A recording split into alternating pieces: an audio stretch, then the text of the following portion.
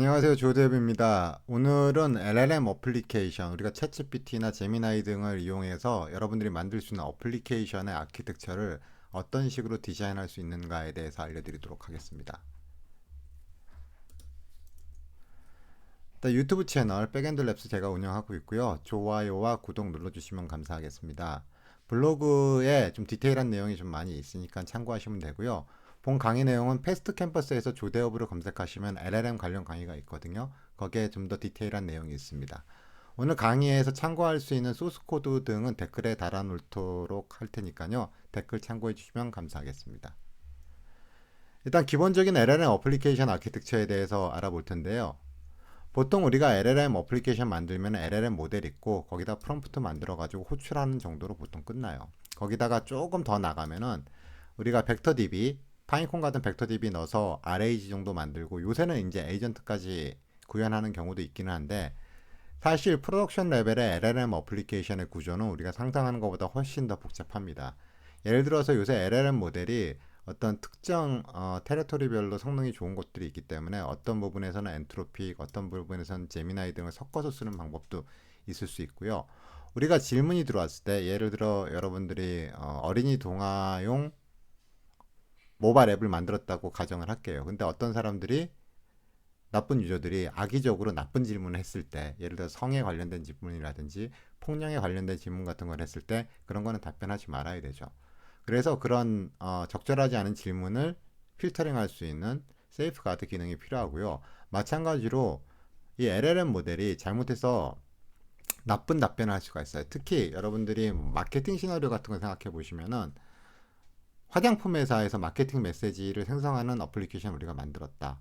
그런데 이 어플리케이션이 실수로 just do it이라는 메시지를 사용했다. 그러면 이거는 정말 큰일이 나죠. 운동회사의 카피라이트를 갖고 있는 단어이기 때문에 문장이기 때문에 요거는 지적재산권 문제가 생길 수가 있고 더 크게 보면은 법적인 이슈도 생길 수가 있죠. 그래서 이런 부분을 여러분들이 걸러줄 수 있는 아웃풋 필터가 필요하고요.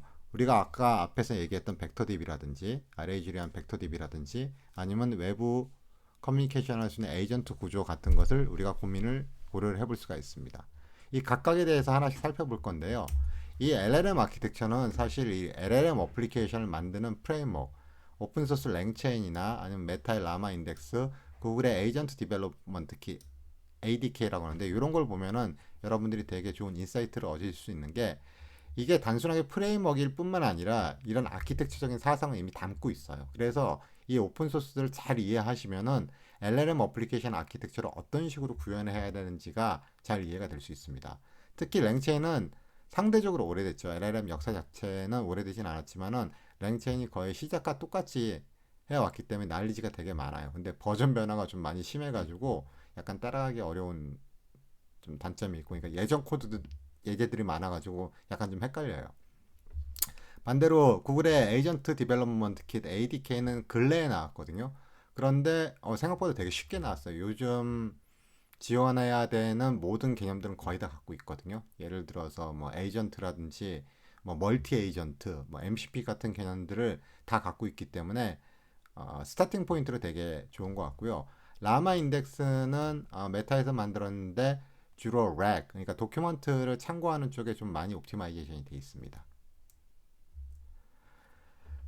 일단 우리가 그 두 강의 통해서 볼 건데요. 그 기본적인 LLM 어플리케이션 아키텍처하고 좀 어드밴스된 진보된 시스템 아키텍처를 볼 건데 기본 아키텍처는 이렇게 돼 있어요. 일단 인풋 아웃풋으로 세이프티 필터를 통해 가지고 질문이나 답변이 적절하지 않은 게 있는지 우리가 판단을 해야 되고 그 다음에 질문이 오면은 여러분들이 어플리케이션 단에서 미리 프롬프트를 만들어 놓으시잖아요. 그죠? 그럼 그 질문에 적당한 프롬프트를 찾아야 돼요.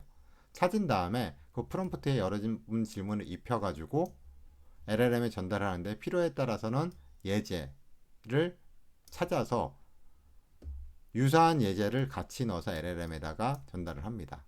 그러나 LLM은 만약에 채팅 같은 경우에는 기존의 대화 히스토리를 저장하기 위해서 메모리라는 거를 사용을 하고요.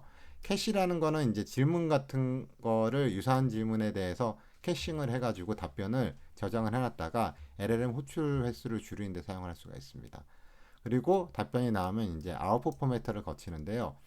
이건 여러분들이 만약에 JSON이라든지 아니면 뭐 CSV 같은 특정한 포맷으로 답변을 만들고 싶을 때는 여러분들이 포매터를 사용할 수가 있어요. 그러면 각 컴포넌트를 하나씩 보게 되면은 처음에 들어가는 부분이 이제 세이프티 필터라고 보시면 돼요. 이 필터가 하는 역할은 뭐냐면은 질문 또는 답변에 대해서 이게 적절한 질문인지, 뭐 폭력성이 있는 건지, 성적인 내용이 있는 건지, 위험한 질문인지 그런 거를 필터링을 한 다음에 그런 거를 걸러줍니다. 그리고 리사이테이션이라는 게 이게 대단히 중요한데요. 이게 뭐냐면은 답변에 대해서 이게 어디를 인용했을 경우에는 인용의 소스를 알려주는 걸 리사이테이션이라고 그래요. 아까 화장품 회사의 카피라이트 이슈를 말씀드렸던 것처럼 이게 어느 지식을 만약에 인용을 했다는데 이게 상업적인 용도로 사용이 됐다. 그럼 이게 지적재산권 이슈가 있을 수가 있기 때문에 이 부분을 주의해서 사용을 하셔야 합니다. 이 세이프티 필터는 구글의 제미나이 같은 경우에는요. 여기 AI 스튜디오인데 여기 보면은 어드밴스 세팅 부분에 세이프티 필터라는 게 있어요. 그래서 여기 뭐 성적 관련된 거, 위험한 거 이런 것들을 여러분들이 자동으로 블록할 수 있게 만들어 주고요. 요거를 여러분들이 필요한 경우에는 뭐 성교육 콘텐츠를 만든다. 그럼 이건 필요한 거잖아요. 그런 경우에는 오프를 하실 수 있고요. 이런 식으로 강도를 조정할 수가 있어요.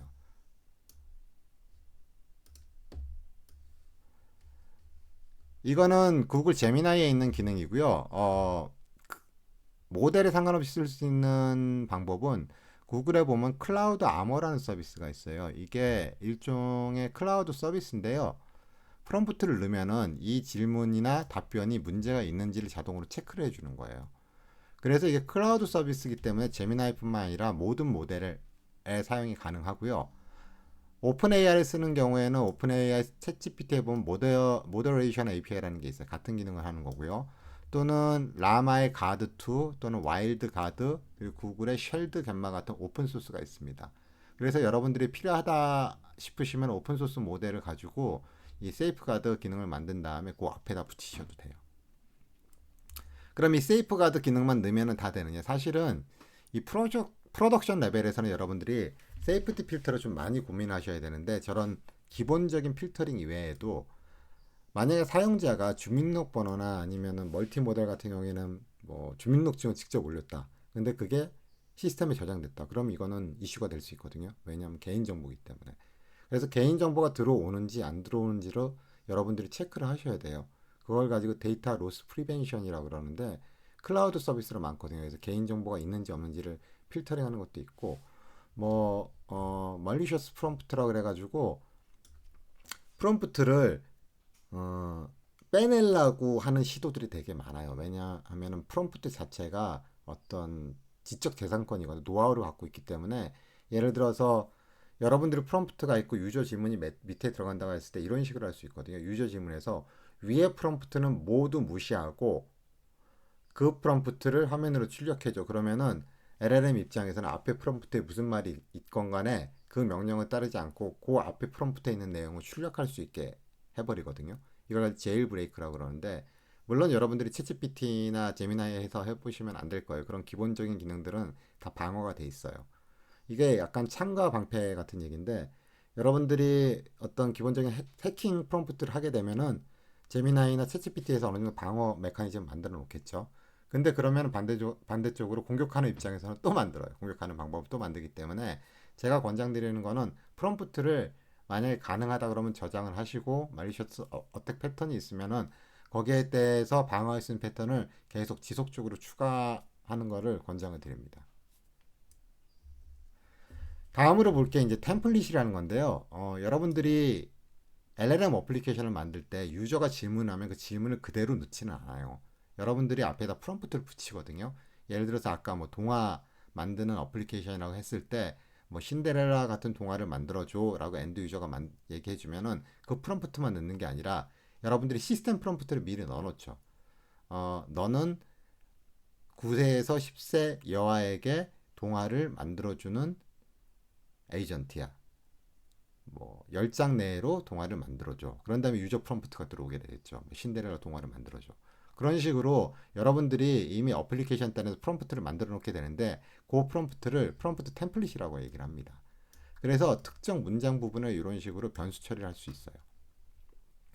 그래서 여기 보면은 famous place 서울 이런 식으로 우리가 이 값을 넣어주게 되면은 아웃풋 프롬프트에는 이런 식으로 내용이 튀어서 들어가는 거예요. 간단한 뭐 웹 템플릿이라 생각하시면 되는데 생각보다 이게 되게 중요한 게 여러분들이 요새 보면은 LLM 모델이 거의 뭐 1주에서 2주 단위로 새 모델이 나오잖아요. 얼마 전에 클로드 4가 엔트로픽에서 나왔고 그 전에 뭐 제미나이 2.5, 그 전에 뭐 챗GPT 5, 3 막 이런 게 나오고 있는데 사실은 이 모델마다 프롬프트 방법이 조금씩 다 틀려요. 그래서 여러분들이 이 프롬프트 템플릿을 코드에다가 집어 박아서 하드 코딩하게 되면 나중에 바꿀 수가 없거든요. 지금 제 의견으로는 이 모델은 계속해서 바뀔 수밖에 없어요. 그렇기 때문에 이 프롬프트 따라 바뀌어야 되거든요. 그래서 제 권장사항은 이 프롬프트 템플릿을 되도록이면 외부 파일로 빼놓으세요. 외부 파일로 빼놔가지고 그 프롬프트 튜닝이 필요할 때마다 그 파일만 에디팅 해가지고 프롬프트 템플릿을 계속 변경할 수 있는 구조를 가지시는 게 좋습니다.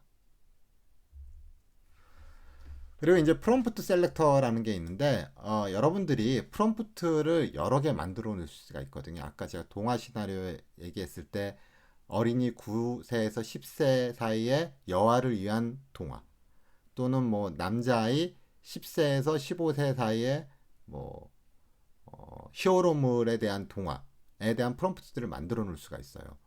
그러면은 사용자의 질문이나 사용자의 정보에 따라서 알맞는 프롬프트를 선택을 해줘야 되거든요.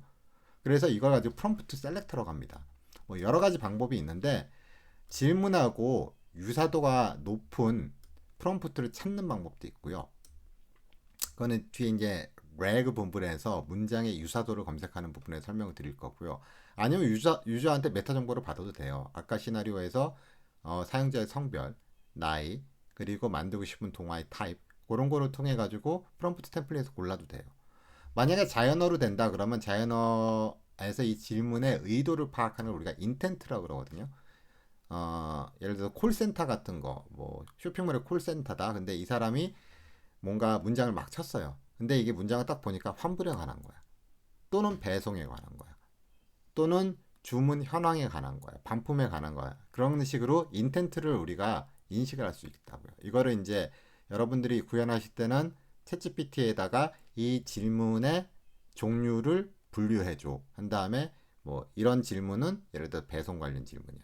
이런 질문은 환불 관련 질문이야. 라고 한 다음에 거기에 매칭되는 프롬프트를 골라주시면 돼요. 그럼 그 알맞는 프롬프트를 골라가지고 그 프롬프트의 유저에서 받은 정보를 채워서 LLM에다가 질문하는 형태로 우리가 구현하게 됩니다. 그 다음에 우리가 이제 고민해야 될 게 이그젬플 셀렉터라는 건데 여러분들이 프롬프트 엔지니어링이라고 들어보셨을 거예요. 프롬프트를 얼마나 잘 만드느냐. 그 중에서 엔샤 프롬프팅이라는 기법이 있어요. 엔샤 프롬프팅은 뭐냐면은 질문에다가 예제를 넣는 거를 엔샤 프롬프팅이라고 해요. 예제를 하나도 안 넣으면 제로샷 프롬프팅이라고 그러고요. 예제를 하나 넣으면 원샷 프롬프팅, 두 개를 넣으면 투샷 프롬프팅이라고 그러는데 보통 투샷 프롬프팅 정도가 효율이 제일 좋습니다. 안 넣는 것보다는 이 투샷 프롬프팅이 효율이 대단히 좋아요. 우리가 이제 LLM이 질문에 대해서 답변을 잘하기 위해서 튜닝하는 방법이 여러 가지가 있는데 뭐 뒤에서 볼 뭐 파인 튜닝이라든지 뭐 디스틸레이션이나 여러 가지 기법들이 있는데 사실 이 엔샷 프롬프팅이 가성비가 제일 좋아요. 그래서 이거를 구현하시려 그러면은 여러분들이 이그젬플 데이터베이스 하나 갖고 계셔야 돼요. 그래서 질문이 이렇게 인풋이 있으면 거기에 대한 아웃풋을 이렇게 KPI로 만들어 놓은 다음에 질문이 들어오면은 이 질문에서 유사한 예제를 선택을 해서 그 예제를 질문 위에다가 프롬프트에서 질문 위에다 놓고 실제 질문을 하는 구조로 우리가 구현을 하게 됩니다. 예를 들어서 이 예제 같은 경우에는 경제 트렌드와 그리고 이번 주에 날씨에 대해서 물어보는 거거든요. 그러면은 요 두 개하고 비슷한 프롬프트를 찾아요. 그럼 이제 문장의 유사도를 통해서 하는데 이 첫 번째 이그젬플 같은 경우에는 날씨에 대한 뉴스를 이런 식으로 정리하도록 만든 예제고요. 이 두 번째 예제는 이코노미, 경제에 대한 거를 이런 식으로 정리해서 답변하게 만든 예제예요. 뭐 나머지는 뭐 리테일에 대한 거, 주식 시장에 대한 게 있는데 이 두 개가 비슷하니까는 검색이 된 거죠. 그럼 이 두 개의 프롬프트를 여기 여러분 프롬프트에다가 예제로 집어넣은 다음에 실제로 사용자 질문을 넣게 되면은 이 예제를 참고를 해서 답변을 내기 때문에 훨씬 여러분들이 의도하신 대로 답변을 얻을 수가 있습니다. 그 다음에 이제 라지 랭귀지 모델 LLM 선택해야 되죠. LLM이 많아요. 챗GPT도 있고 클로우드도 있고 제미나이도 있고 뭐 라마도 있고 요 네 개가 거의 이제 메인이죠. 요새는 이제 그 엑스에서 난 그록도 많이 사용하고 저기 중국에서 난 딥시크 그것도 많이 사용을 하는데 요 네 개가 상용에선 가장 많이 쓰이는 거로 제가 이해하고 있고요. 여러분들이 고민하셔야 될 게 보통 뭐 어큐러시 제일 많이 생각하시거든요. 답변을 얼마나 정확하게 하냐 이거 되게 중요해요. 되게 중요한데 또 고민하셔야 될 게 비용입니다. 이게 LLM이 요새 아, 고급 LLM은 점점점 더 비싸지고요. 그리고 일반 LLM은 코스트가 점점 더 내려가요. 생각보다 이 LLM 코스트가 대단히 크기 때문에 여러분들이 상용 어플리케이션을 만들 때는 비용을 반드시 보셔야 되고요. 응답 시간도 대단히 중요합니다. 여러분들이 뭐 배치 타입으로 해가지고 마케팅 메시지를 뭐 2시간 동안에 자동으로 생성해서 이메일을 보낸다. 그러면 그런 거는 응답 시간은 크리티컬하지 않은데 만약에 대화형 어플리케이션이다. 근데 질문했는데 답변하는데 뭐 30초, 40초 걸린다. 그러면 유저 다 떠나요. 그렇기 때문에 응답 시간이 되게 중요하기 때문에 응답 시간은 보통 두 개를 보거든요. 타임 투 펄스 토큰이라 그래가지고 첫 번째 응답이 시작되는 토큰의 도착 시간을 우리가 TTFT라고 그래요. 우리가 보통 LLM에다가 질문 딱 하면은 답변이 한꺼번에 뻥 하고 나오는 게 아니라 타겟이 있도록 쭈르륵 나오잖아요. 그걸 우리가 스트리밍이라고 그러거든요. LLM이 뒤에서 막 저기 계산을 해가 답변을 내고 있을 때 다 나온 다음에 하는 게 아니라 조금씩 내보내는 건데 그렇게 하면 이제 사용자 익스피리언스가 좋죠. 사용자 답변이 다 나올 때까지 그 앞에 내용을 읽고 있으면 되니까. 그래서 이 TTFT를 대단히 중요하게 생각하게 되고요. 또 우리가 봐야 되는 거는 TPOT라는 건데 Time per Output Token이라 가지고 단어 하나를 생성하는 데 걸리는 시간이라고 보시면 돼요. 그래서 이거는 전체 응답 시간에 영향을 줘요. 그리고 다음으로 우리가 고려해야 될 게 컨텍스트 윈도우 사이즈라는 거거든요. 그러니까는 인풋에다가 얼마나 많은 토큰을 넣을 수 있느냐 또는 아웃풋이 얼마나 많은 토큰을 한꺼번에 답변할 수 있느냐 이것도 되게 중요해요. 특히 이제 뭐 제미나이 같은 경우는 1밀리언 토큰을 지원하잖아요. 이게 왜 중요하냐면은 여러분들이 LLM에서 뭔가 답변을 정확하게 하게 하려고 그러면 뒤에 나오는 렉에서도 있지만은 그 프롬프트 안에다 정보를 많이 넣어주면은 되게 정확한 답변을 얻을 수 있어요. 그 프롬프트에 있는 내용을 참고를 해서 LLM 답변을 하기 때문에 이 많은 정보가 있으면 좋은데 프롬프트 사이즈가 작으면은 컨텍스트 윈도우 사이즈가 작으면은 그 많은 정보를 넣을 수가 없죠. 그런 이유도 있고 아니면은 우리가 채팅 같은 걸 만든다. 근데 사실은 LLM은 여러분이 인터넷에서 사용한 챗GPT는 사실은 그거는 LLM 모델이 아니에요. 오픈 AI 모델 API로 호출해야 되지 그거는 LLM 모델이고 오픈 AI 챗GPT는 사실 어플리케이션이거든요. 그래서 걔는 채팅을 위해서 그 기존의 대화 내용을 기록하는 기능이 있어요. 메모리라고 뒤에서 설명할 건데 근데 LLM 모델 자체는 기존의 대화 히스토리를 저장하지 못해요. 그래서 여러분들이 대화 히스토리를 그 인풋 윈도우, 그러니까 프롬프트에다가 대화했던 내용을 다 넣어줘야 되거든요. 그래서 컨텍스트 윈도우가 작으면은 이 대화했던 내용을 다 넣을 수가 없어요. 그래서 오래된 내용을 얘가 까먹어요. 그래서 대화형 어플리케이션은 좀 긴 대화를 이어나가야 된다. 그런 컨텍스트 윈도우가 긴 게 중요하고요. 그리고 데이터 시큐리티 앤 프라이버시 이것도 진짜 중요한데 이 인데비피케이션이라 해서 면책권이라는 게 있습니다. LLM은 이 면책권이라는 건 뭐냐면은 LLM이 답변을 했을 때 그러니까 물론 가이드에 따라서 여러분들이 어플리케이션을 제작했는데 그 답변이 뭔가 문제되는 답변이 나왔어요. 아까 얘기했던 뭐 법적으로 문제가 있는 내용을 인용을 했다. 그러면 여러분들이 그 LLM 어플리케이션을 만드셨기 때문에 그거에 대해서 법적인 책임을 지셔야 돼요. 근데 면책권이라는 건 뭐냐면은 LLM이 실수를 해서 잘못된 답변을 만들어서 그걸로 인해서 여러분들이 법적인 책임을 져야 될 경우에 LLM 제공사가 이 책임을 집니다. 이걸 인데미피케이션이라고 그래요. 그래서 상용 LLM들, 특히 이제 클라우드 기반의 LLM들은 이걸 지원을 해요. 대부분 지원을 하는데, 이것도 여러분들이 텀 앤 컨디션스를 좀 잘 보셔야 돼요. 컨디션이 있거든요. 그리고 라이센스 모델에 따라서 되는 애가 있고 안 되는 애가 있기 때문에 요거를 반드시 확인하셔야 되고요.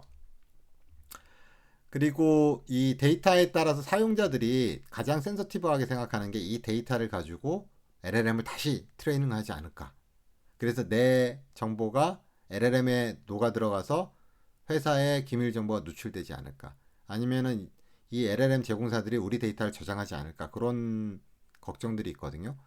보통 상용 LLM들은 이걸 안 해요. 안 하는데 트레이닝에다 안 하는 데도 있고 하는 데도 있어요. 그래서 이거 반드시 확인하셔야 되고요. 예전에 이거 문제된 적 있었죠. 그 반도체 한국에 있는 회사에서 챗GPT에다 물어봤다 그게 그대로 들어가가지고 문제되는 경우도 있었고, 데이터 리텐션 같은 경우에도 보통은 저장 안 하는데 이 유사한 질문에 대해서 답변을 빨리 하기 위해서 캐싱 기능을 가진 LLM들이 많아요. 그런 경우에는 명시적으로 써 있어요. 우리는 뭐 7일 동안 이걸 저장을 한다. 근데 너희들이 데이터에 대해서 리킹에 대한 우려가 있다. 그러면 끌 수도 있거든요. 그런 거 여러분들이 고려를 하셔야 되고요. 이 캐파시티 컨트롤 이게 요새 점점점 중요해지는데, 왜냐하면 이 LLM 모델이라는 게 GPU 자원을 정말 많이 사용을 하거든요. 그래서 클라우드 데이터 센터의 용량에 한계가 있어요. 그래서 여러분들이 어플리케이션 만들어 보시면은 뭐 LLM 느려지거나 뭐 최악의 경우는 429 에러라고 해서 리밋 에러라고 나오거든요. 현재 용량이 문제가 있으니까는 지금 호출하지 마세요. 용량이 없습니다. 그런 식으로 나오는 경우가 있는데, 요거를 해결하는 방법은 여러 가지 방법이 있어요, 사실. 근데 클라우드 벤더들에서 뭐 프로비전 스루프시라고 그래가지고 이 일반적으로 호출한 유저 말고 돈을 더 내면은 어느 정도 응답을 보장해 주는 경우가 있어요. 그리고 초당 뭐 리퀘스트 수, 그러니까 RPS라고 그러는데, 뭐 돈을 많이 안 내는 사람은 티어 1, 돈을 좀 많이 내는 사람 티어 2, 뭐 더 많이 내는 사람 티어 3 이런 식으로 나눠서 티어 1인 사람은 뭐 초당 하나의 리퀘스트만 보내게 한다든지, 티어 3 같은 경우에는 초당 200개의 리퀘스트를 받아준다든지 그런 게 있을 수가 있기 때문에, 여러분들이 상용으로 가려고 그러면은 이 캐파시티를 어떻게 컨트롤하는지를 반드시 체크를 하셔야 됩니다. 그리고 이제 엔드포인트 위치가 있는데요. 클라우드 서비스 같은 경우에 이 모델들이 위치해 있는 데이터 센터가 있어요. 뭐 미국이라든지 아시아라든지 뭐 유럽이라든지. 근데 특정 엔터프라이즈, 그러니까 기업형 서비스 같은 경우에는 데이터가 국가 바깥으로 나가는 걸 금지하는 경우가 있기 때문에, 그런 경우에는 이 엔드포인트가 허용되는 지역에 있는지 확인을 하셔야 되고요. 반대로 생각하면은 이제 이 각각의 엔드포인트가 이 캐파시티 이슈가 있을 수가 있거든요. 예를 들어서 US 센트럴 같은 경우는 미국에서 LLM 사용이 많기 때문에 미국이 되게 유리해요. 근데 반대로 이제 용량이 적죠. 그래서 뭐 유럽이나 아시아하고 미국의 엔드포인트를 같이 로드 밸런싱을 하게 만들어 버리면은 조금 더 캐파시티를 얻을 수가 있고요.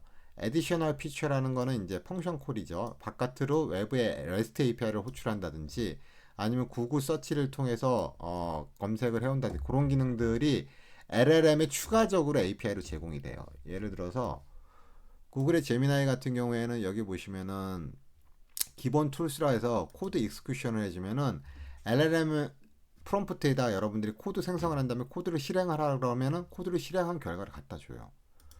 또는 펑션 콜 같은 경우에는 외부에 REST API가 있으면 그 REST API를 호출할 수 있게 해준다든지, 이거 되게 제가 유용하게 쓰는 기능인데, 그라운드 서치라고 그래가지고 LLM이 자기가 가지고 있는 지식만으로 답변을 내는 게 아니라 구글 서치를 통해서 현재의 최신 정보를 가지고 답변을 해요. 그런 기능들이 LLM에 따라서 추가 기능으로 제공이 되고 있으니까는 참고를 하시면 좋겠습니다. 그래서 여러분들이 LLM에 대한 성능이나 가격 같은 걸 비교하시려고 그러면은 여러 가지 사이트가 있는데, 이 LM 아레나라는 사이트가 제일 좋은 것 같아요. 여기 보면 LLM에 대한 성능에 대한 평가도 해놓고, 여기 카테고리 보시면은 뭐 개발이라든지 뭐 언어에 따라서 어떤 모델이 성능이 좋은지가 다 나와요. 그리고 이거는 프라이스 컴패리선 한 건데, 요게 이제 1밀리언 토큰에 대한 비용, 이쪽으로 갈수록 비싸요.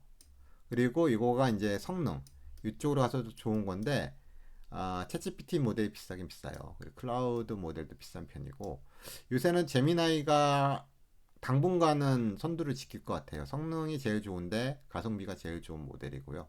그래서 요거 확인해 보시면 많이 도움이 되실 겁니다. 이게 LM 아레나를 좀 사용하실 때 좀 약간 고려하셔야 될 부분이 여기에 최상위에 돼 있다고 해가지고 꼭 좋은 모델은 아니에요. 대체적으로 성능이 좋은 모델이긴 한데 얼마 전에 라마폰 모델이 여기에 최상위에 이제 있었다가 내려간 일이 있었거든요. 그게 이제 이 LM 아레나에서 높은 랭킹을 받기 위해서 약간 그쪽으로 치우쳐서 좀 튜닝이 된 것 같아요. 결국 내려갔지만.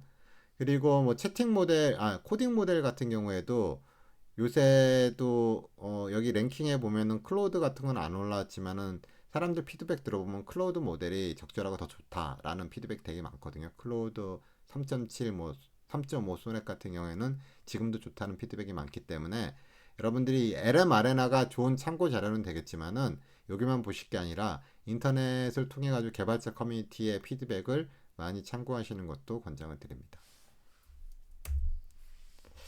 그리고 오픈소스 모델, 라마 모델 같은 경우에는 뭐 아마존이나 구글이나 애저 같은 클라우드에서 쓰실 수도 있겠지만은 뭐 파이어웍스라든지 아니면 옥토 AI라든지 이렇게 모델만 좀 서빙하는 클라우드 벤더들이 있어요. 스몰 클라우드 벤더들이 있는데 이 친구들이 재밌는 게 같은 모델이라 하더라도 이게 라마 3 모델이거든요. 라마 3 모델의 아웃풋 스피드인데 아, 세레브라스라고 읽어야 되나? 여기가 같은 모델인데 아웃풋 속도가 되게 빨라요.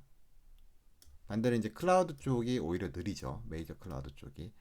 왜냐하면은 모델이 같은 모델이라고 하더라도 인프라스트럭처를 어떻게 구성하느냐, 튜닝을 어떻게 하느냐에 따라서 성능 차이도 나고 가격 차이도 나요.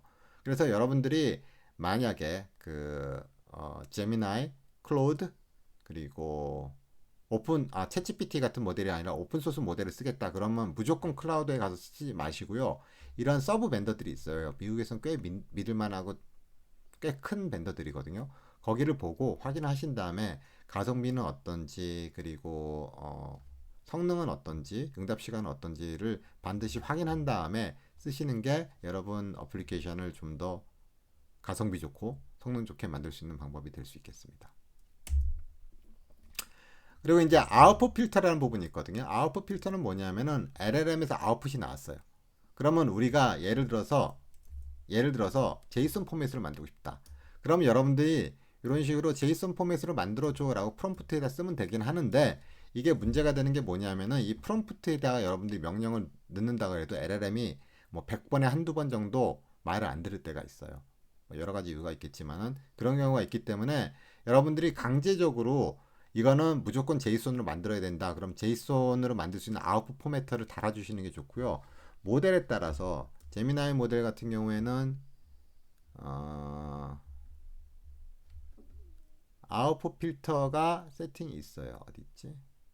여기 스트럭처드 아웃풋이라고 그래가지고 요거를 써주시게 되면 여기다가 제이슨 포맷 넣으시면은 반드시 이 포맷에 맞춰서 나옵니다. 이게 별거 아닌 것 같은데 여러분들이 뭐 배치로 문서를 파싱하는 거를 뭐 6천 건을 만들었는데 그 중에서 한두 개 에러 나가지고 이것 때문에 깨져버리는 수가 있거든요. 그래서 아웃풋 필터 쪽도 신경을 쓰시는 걸 권장을 드립니다.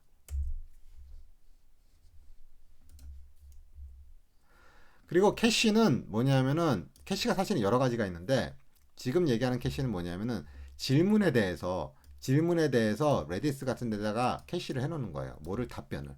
그러니까는 질문을 키로 하고 답변을 밸류로 해서 캐싱을 해놓으면은 같은 질문의 경우에는 캐시를 타니까는 LLM 호출을 안 해도 되니까는 비용을 줄일 수가 있어요. 그죠? 이론적으로는 그런데 이게 여러분들이 개발하실 땐 괜찮아요. 개발하실 땐 좋아요. 만약 개발하실 때는 프롬프트 똑같은 거 가지고 LLM 계속 호출하면은 비용 낭비잖아요. 그러니까는 이거는 좋기는 한데 개발할 때는 이게 무슨 문제가 있냐면 이 캐시 메커니즘이 그 질문에 대한 문맥 정보를 그 키로 사용을 해요. 그래서 유사한 질문에 대해서 캐시가 히트됐다고 할 수가 있거든요. 예를 들어서 이런 거예요. 뭐 한국에 맛있는 레스토랑 5개를 알려줘 하고 한국에 맛있는 레스토랑 10개를 알려줘. 그러면은 분명히 다른 문장인데 얘는 문맥으로 해가지고 검색을 하게 되면 거의 같은 거로 검색을 할 수가 있거든요. 그래서 우리가 의도하지 않은 결과를 일으킬 수가 있어요. 그래서 프로덕션에서는 질문을 기반으로 캐싱을 하는 거는 저는 별로 권장을 안 드리고요. 또 다른 캐싱 메커니즘이 뭐가 있냐면은 여러분들이 프롬프트를 만들 때 뭐 이 앞에 렉에서 우리가 참고할 수 있는 문서를 가져왔다고 칠게요. 예를 들어서 우리가 파이썬 질문하니까 파이썬 매뉴얼을 우리가 가져왔다. 그런 다음에 여러분들이 여기다가 질문을 했어요. 근데 두 번째 또 파이썬에 대해 질문을 하려고 그러면 이 내용을 또 여기다 넣어야 되잖아요. 그죠? 파이썬 매뉴얼을 여기다 넣고 또 파이썬에 대한 질문을 하면은 이 경우에는 요 전체가 전부 다 비용으로 차징이 돼요. 근데 이 내용이 되게 많고 똑같은 내용인데 계속 넣어서 차징이 되잖아요. 그래서 그 LLM 모델 벤더 같은 데서는 이걸 컨텍스트 캐싱이라고 그래가지고 얘를 캐싱을 해주는 메커니즘을 가지고 있거든요. 그렇다고 캐싱한다 돈 안 받는 건 아닌데 대단히 낮은 금액을 받아요. 전체 여러분들이 넣는 것보다. 예를 들어서 한번 볼까요?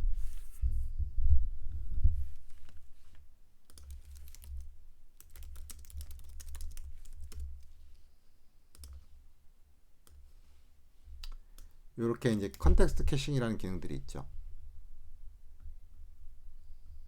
그래서 여러분들이 명시적으로 캐싱할 수가 있고, 이게 이제 버전마다 되는 애가 있고 안 되는 애들이 있기 때문에 여러분들이 이런 건 체크를 해서 사용을 하셔야 됩니다. 그 다음에 이제 메모리라는 기능이 있는데, 이 메모리는 뭐냐면은 기존의 LLM이 기억하고 있는 내용, 특히 이제 컨버세이셔널 채팅 같은 경우에는 기존의 대화 내용을 저장을 하고 있어야 되거든요. 제가 앞에서도 언급을 드렸는데 이 채팅 같은 경우에는 LLM API 같은 경우에는 이 채팅 히스토리를 기록하는 기능이 없어요, 기본적으로. 그래서 여러분들이 이런 채팅 히스토리가 있다 그러면 이 채팅 히스토리를 전부 다 메모리나 아니면 뭐 DB 같은 데 저장을 해 놓으셨다가 그 내용을 프롬프트에다 넣으셔야 돼요.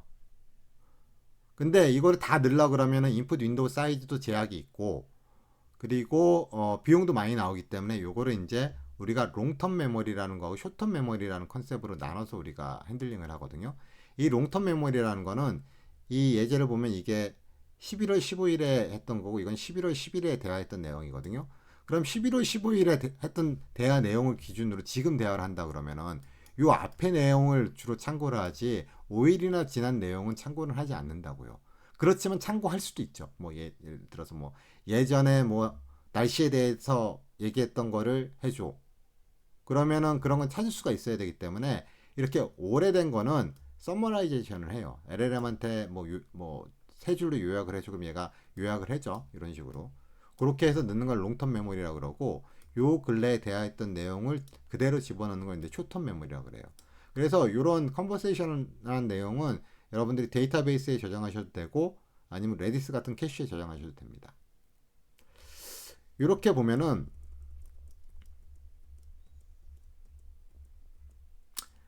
우리가 가장 기본적인 LLM 어플리케이션에 대해서 알아봤고요. 요거는 뭐 문서를 저장한 걸 바깥에서 호출을 해오거나 아니면 에이전트처럼 다른 툴을 사용하는 시나리오는 없어요. 가장 기본적인 시나리오이기는 하지만은 간단하게 여러분들이 LLM을 그냥 한번 호출하면 되는 게 아니라 기본적으로 질문 답변에 대해서 안전성이 있도록 세이프 필터를 해주시고 그리고 질문에 맞는 예제와 프롬프트를 검색할 수 있는 프롬프트 셀렉팅 기능이 있어야 되고요. LLM도 아까 설명드렸지만은 LLM 모델이 계속 바뀌고 기능들이 계속 추가됩니다. 그래서 그 특성을 잘 아셔야 돼요. 그리고 상태 저장을 위한 메모리나 비용 절감을 위한 캐시 그리고 아웃풋 포매터들을 사용할 수가 있습니다. 여기까지 기본적인 내용 하도록 하고요. 다음 시간에 임프루브된 LLM 어플리케이션 아키텍처 특히 RAG라든지 아니면 에이전트 아키텍처를 포함해서 설명드리도록 하겠습니다. 감사합니다.